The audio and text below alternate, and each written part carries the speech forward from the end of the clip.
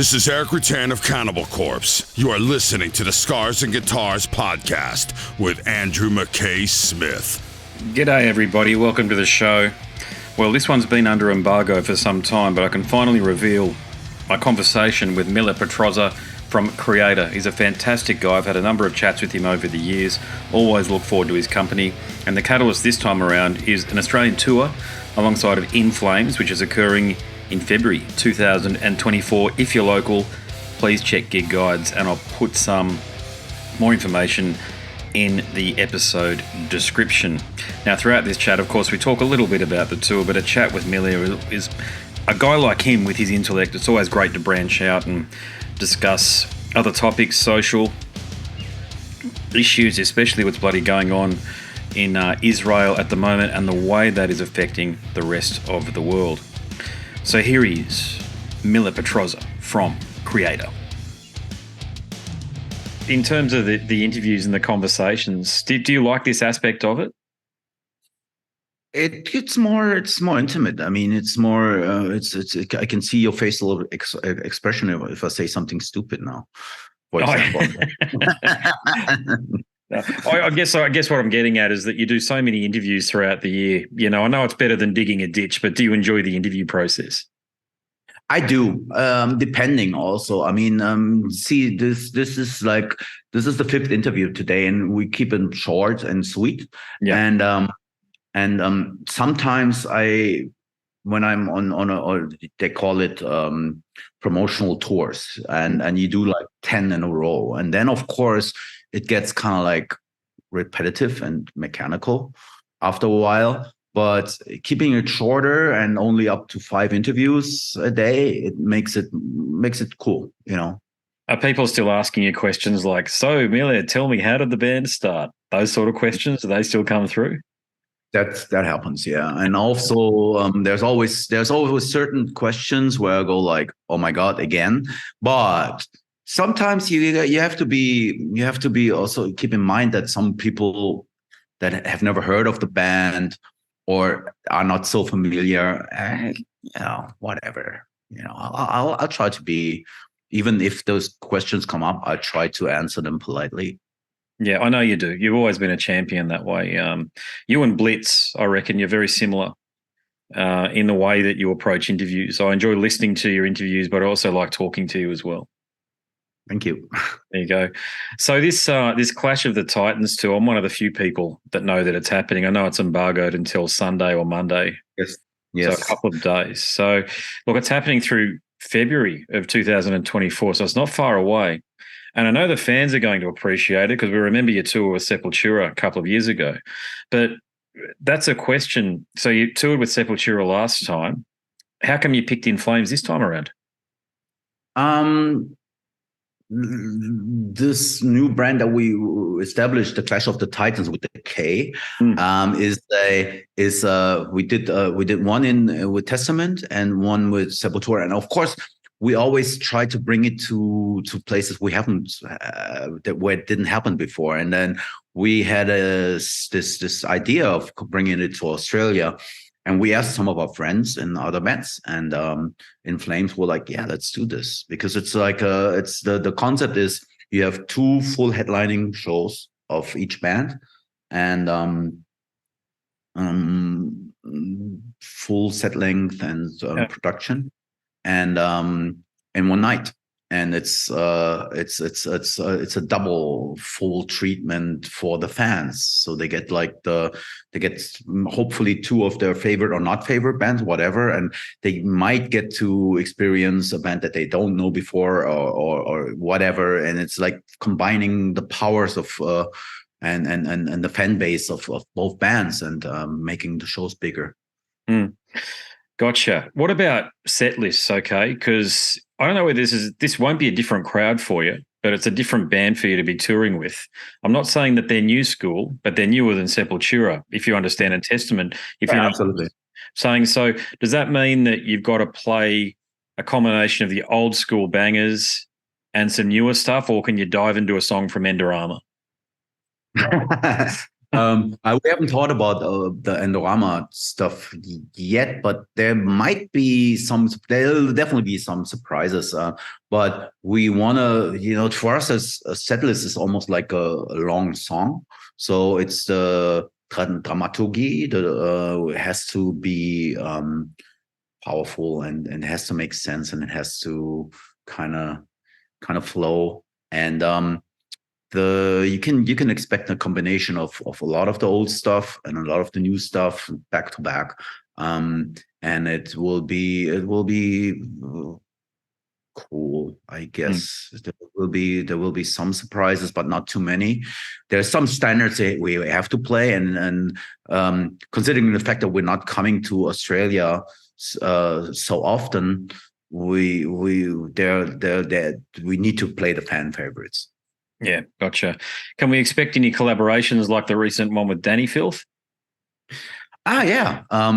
That was that was a nice surprise. There was something that came up very spontaneous. We played on the same at the Bloodstock Open Air over here in the UK, and that wasn't planned. There wasn't like, okay, we need to come up with some cool collaboration. And I think that was very spontaneous, and maybe something like that will happen in the future again, because I kind of like the color that Dani, for example, brought to the song. It makes it very fresh and unique. It's almost like a 2022 version of an old song, or 2021, or whenever we did it, of a song that's been around since '89.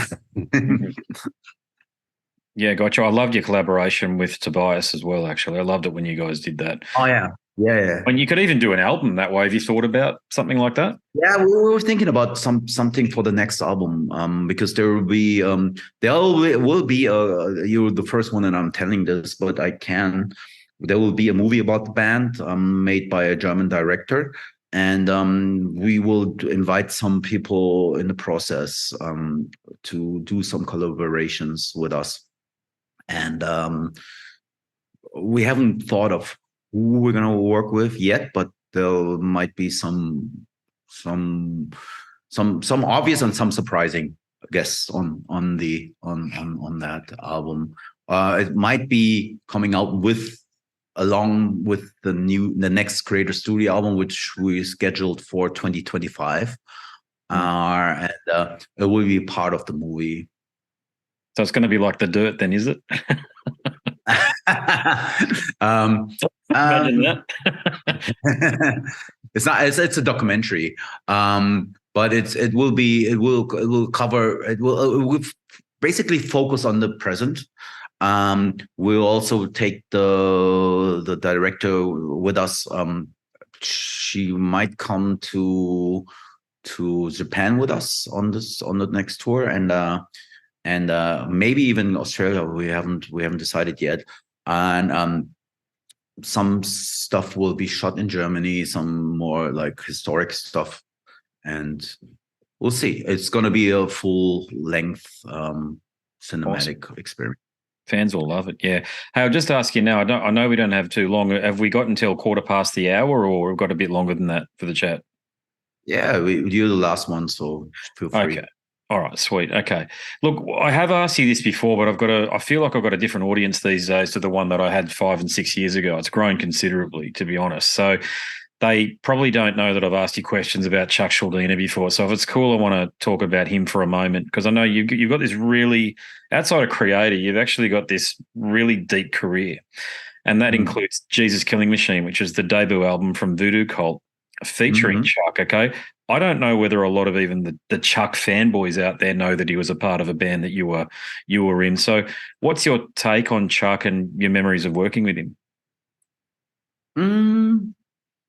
Basically, we've been friends before we worked together. I've known him through like tape trading days, and when we played, I think St. Petersburg, he came to a show, and we talked on the phone. You know, back then you would talk on the phone and that's what we did. And then later on, this artist from Germany, Philipp Boa, he came up with the concept of the Voodoocult project. It was his baby, and he collaborated with like people like Dave Lombardo, Chuck, and various other people from metal bands, and I was also involved. And funny enough, we never met. None of the people that were involved in this album met in the studio and played everybody played their part individually. So I've known Chuck and I've known him quite well, but we never made it into the studio together. It was just a collaboration for that album, but we never actually recorded music together in one room, Yeah, different times, no doubt about that. Yeah. Is that, when I say an important aspect of your career, do you feel it's an important aspect of your career, that album? The Jesus Killing Machine? No, you don't. No. I didn't think so. Yeah. No, it was a nice to have kind of thing, but it's not a milestone, to be honest. I wasn't involved in the songwriting. I was only playing guitar, and that's, to me, it's like I said, it's Philip Boa's baby, and I'm happy that I could contribute to it, and I don't regret doing it. I thought it was a cool little project. But it's not something that I would mention if on my deathbed or whatever, It's like, it's just something that I was involved in. Something that happened, yeah. What's the most significant opportunity that you said no to? I'm talking about a sliding doors moment that could have changed your career. No, there was none of that. Really? No.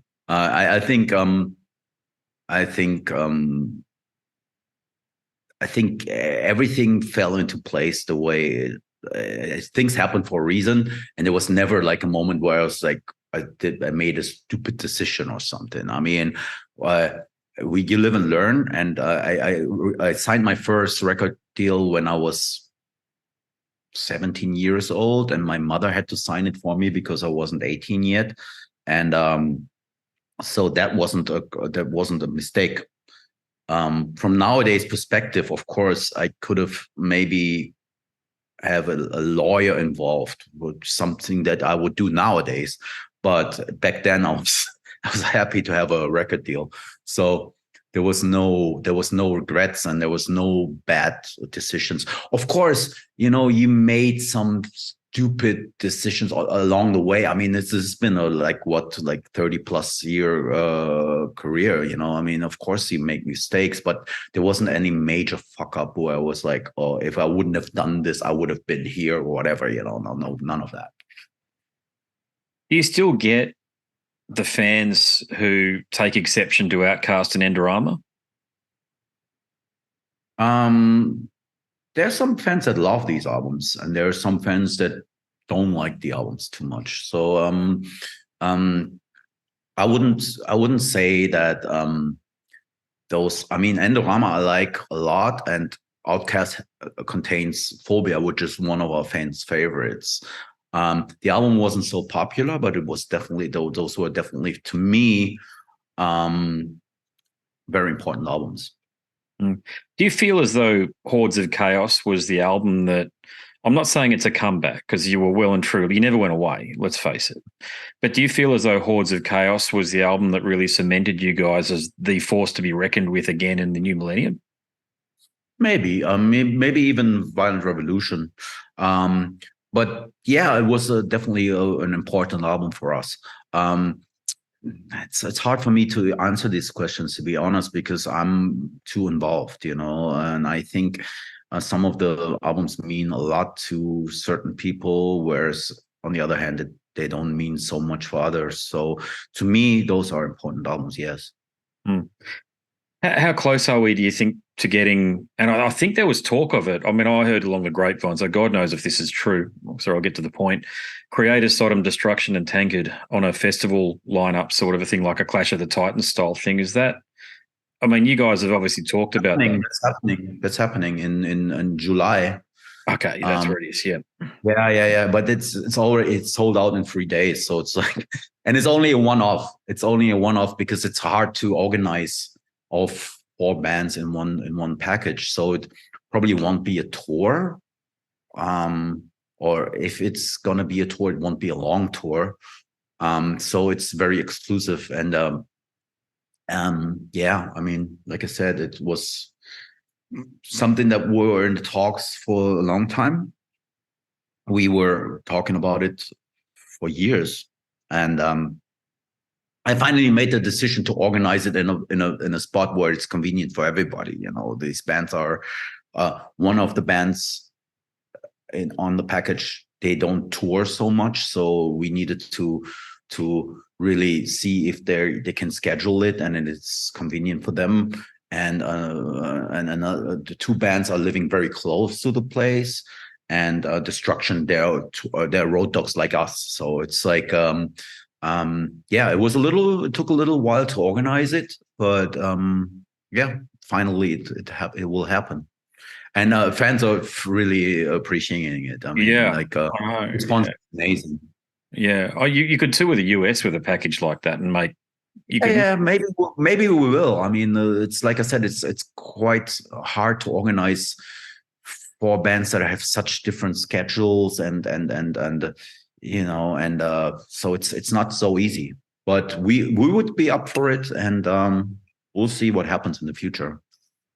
Yeah. Mike Siffringer, are you in touch with him at all? The Destruction guitarist? More, no. No, nobody. I've tried to look up where he's at just because I love talking to you guys who have been around a long time, but I can't find him. So I hope he's well either way. But yeah, he's sort of. Yeah, you should ask Mir. He knows.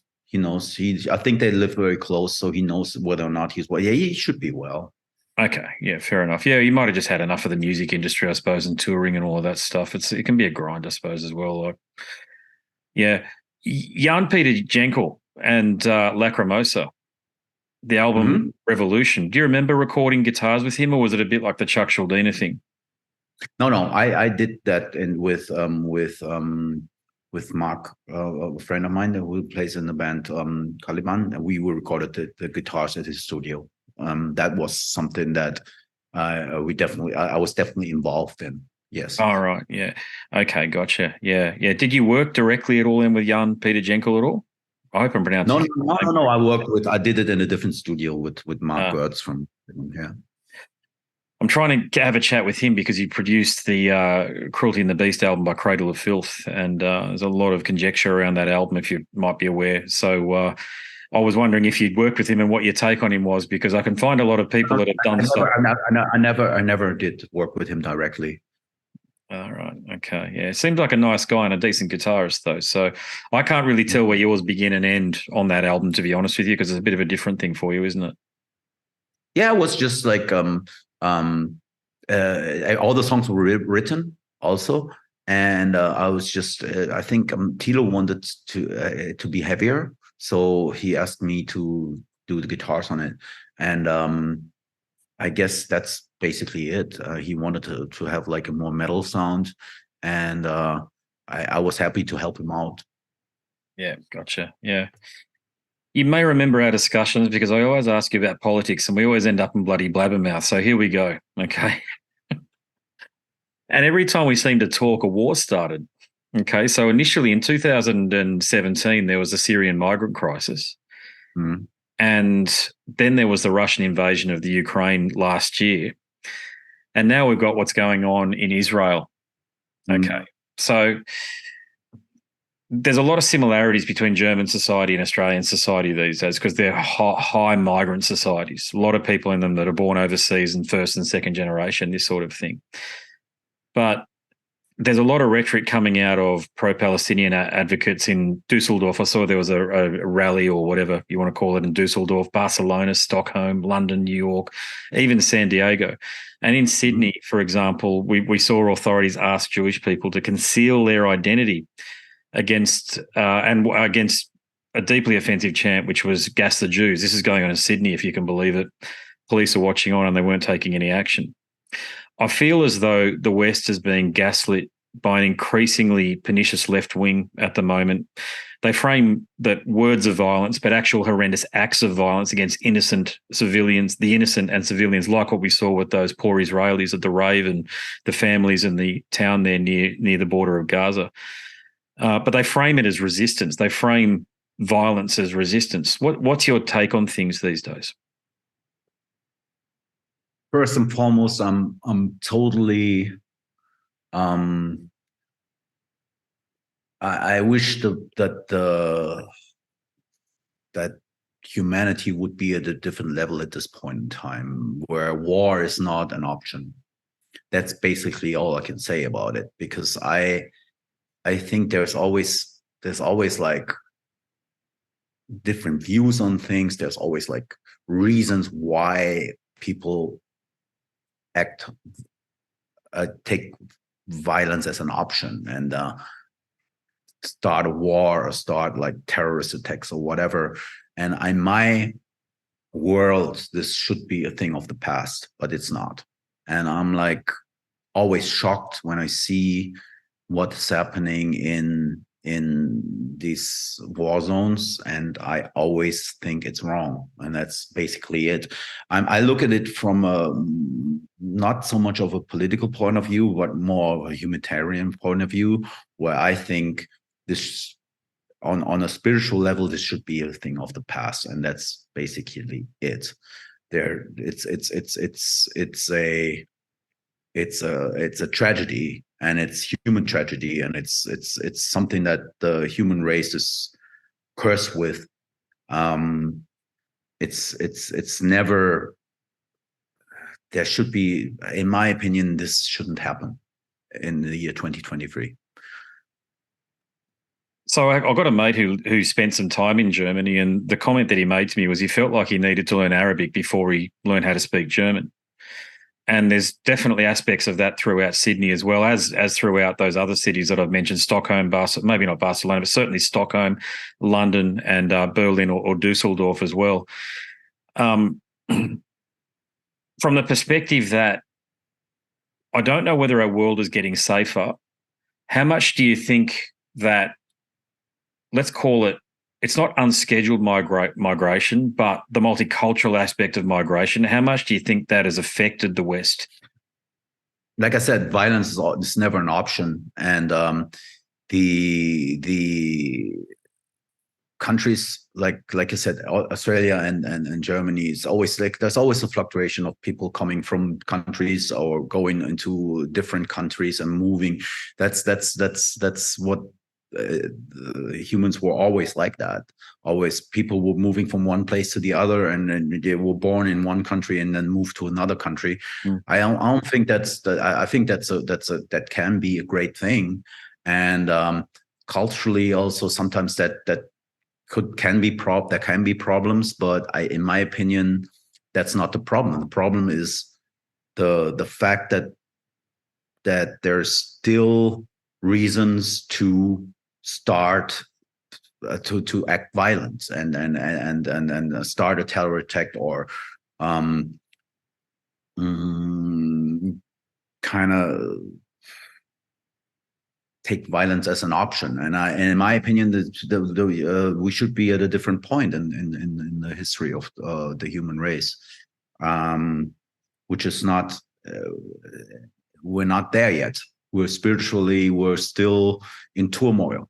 We're still not in peace, and it kind of, to me, it's like world peace will, once there was some certain points in history where you thought, okay, now we could be on the edge of a spiritual awakening, so to speak, where we go be like, okay, now things are going to change for the better, only to learn that in the next minute there's something else happening that's horrible, and it takes us back into the Middle Ages again,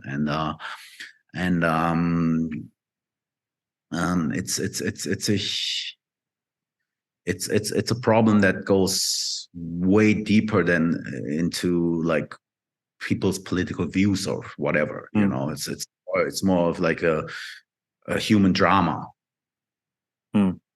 Yeah, no, I hear. Look, thanks for answering the questions, by the way, and being articulate on that point. The only other question I've got, it's got nothing to do with the topic, but I guess it's adjacent in a way. But throughout COVID, there was a Senate inquiry in the United States where a whistleblower claimed that American intelligence has alien artifacts not of this earth. And it went over everybody's head, right? I mean, this is where the conspiracy theorists have a field day that we're being controlled by lizard people or whatever it might be. It's all bullshit. I know that I'm not a conspiracy theorist in any way, shape, or form. But when someone says that, and they're a Senate whistleblower, and then we've had recent people recently who claim you've had people go on a Joe Rogan show talking about they've interacted with these things, and Travis Walton's testimony as well. Yeah, I can see you laughing. So obviously you don't give it much stock. I wish it was that easy. Yeah, no, I'm with you. Yeah, I mean, aliens, of course. Yeah, I mean, you don't get me wrong. I mean, I'm not saying that there's no aliens or whatever, but why would they want to be involved with the fucking what in our businesses on Earth? I mean, this is too far out there, and it's a nice story, and it could be a great blockbuster plot or whatever. But to me, sorry, I mean, I'm not so naive. Yeah, I think I'm with you. I think a lot of that potentially was just a bit of a red herring, just to get everybody's eyes and attention away from hyperinflation, which is going on in the back. But also, like I said, I mean, everybody's opinion gets getting so blown up nowadays with modern day communication that somebody thinks that aliens invade or there's an aliens conspiracy, and all of a sudden people are taking the word, taking it for facts. And like I said, I mean, whatever you want to believe in. And there's so many like truth, so to speak, nowadays, and I'm not buying into it. I'll make this my final question for you. Okay, you've had a very long career. It's been tidal. It's gone up. It went up, and then it went down, and then went back up again. Okay, so if you could go back and give yourself some advice when you first started out, and you kind of have in terms of the legal side of things with contracts and stuff, but that aside, you've obviously been extraordinarily. You've persevered. Okay, so you've got a very honest character about yourself in terms of the way you've approached your career as well. But if you could give yourself some advice, what would it be way back when you first started?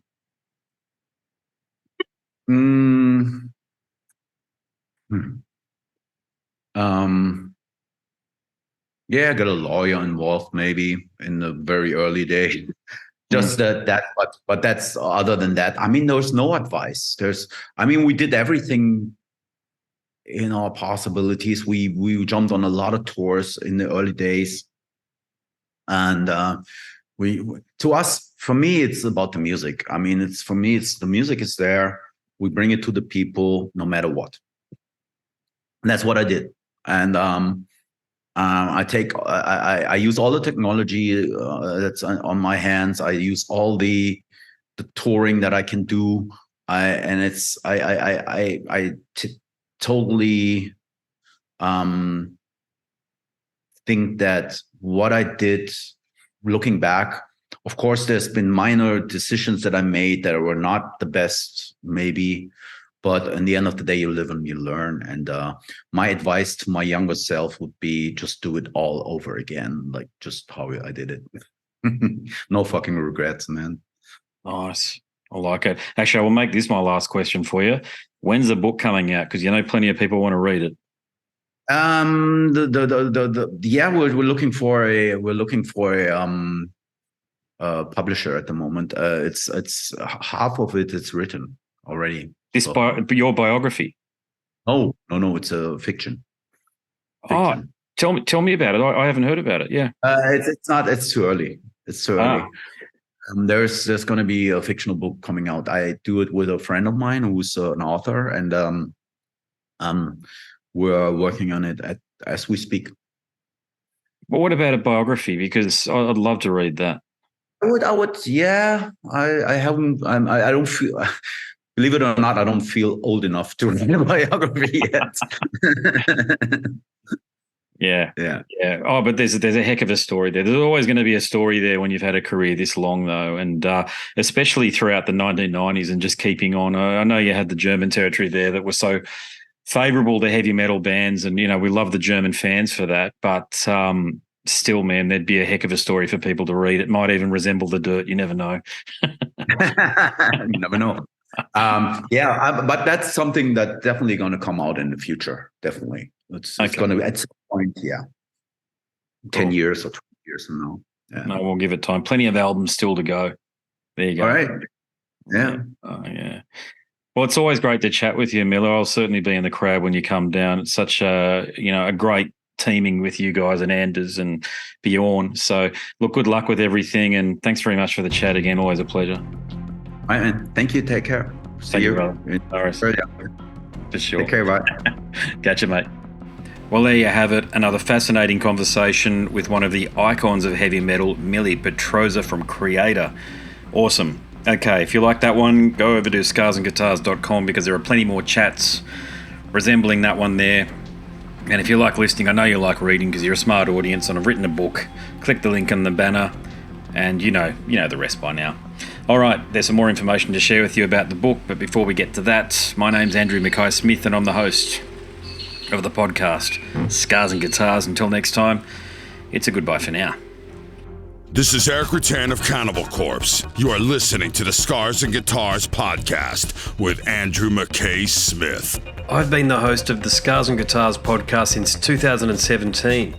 The first musician I interviewed for the show was David Vincent from Morbid Angel, and things have just snowballed from there. In all, I've posted almost 650 podcast episodes featuring conversations with many of the leading lights of rock, heavy metal, and beyond. It just got to a point where I thought, I need to write a book about all this, so that's exactly what I did. In Scars and Guitars Volume 1, you'll read a heap of deep reveals and commentary, such as Des Fafara talking about Coal Chamber and why the band will never return. If you're a band just starting out, you need to hear me. Do not start a band with partners. Ever. Yeah, wise words, sage advice, mate, for anybody. Don't ever, because I can't go do Coal Chamber right now unless I get others involved. Phil Anselmo talks about the episode in his career which gives him the greatest sense of accomplishment. I think the staying power of the fans and the staying power of the songs, whether it's Pantera, Down, or Superjoint, the fans remember the songs. Alex Skolnick from Testament confirms that, yes, playing the guitar in Ozzy's band is anything but an ordinary gig. Will Silent Oz from Dimmu Borgir write a book? Pa from Sabaton gives advice to people who want to start a band. Look at the team around you, look at the bandmates. If the guys want to be on the stage, then it's all cool. If the guys want to be backstage, then it's not going to be cool. Current and former members of Cradle of Filth discuss the band's seminal 90s material. Read about the reaction to George Lynch and Mark from Suicide Silence's comments when they throw shade at then President Donald Trump. We have this idiotic monster, this egotistical, self-aggrandizing, complete piece of shit in there. I just can't understand how we've gotten to this place. And yeah, we kicked a hornet's nest with Sepultura. Percussive overlord Gene Hoglan talks about recording with Chuck Schuldiner. Chuck was always, he was very open-minded, and he was into having his musicians that were playing with him just reach out for the best stuff that they had. Phil Campbell from Motorhead discusses what it takes to get sober. John Five answers his critics who dismiss his tenure with Marilyn Manson. My name is John Five, and Manson gave me that name, and I had some of the best years of my life in that band and learned a lot. And we get the lowdown on Treyarch Zagtoth from those who would know, including his mother. All across Scars and Guitars Volume 1, there are moments of tension, relief, tragedy, exhilaration, and throughout it all, you'll obtain insight that I believe no one else has managed to obtain from many of your favourite artists. So treat yourself. Scars and Guitars Volume 1 is currently available as an ebook with a print edition on the horizon. Follow the links attached and download a sample. I'm sure you'll be compelled to read the whole book.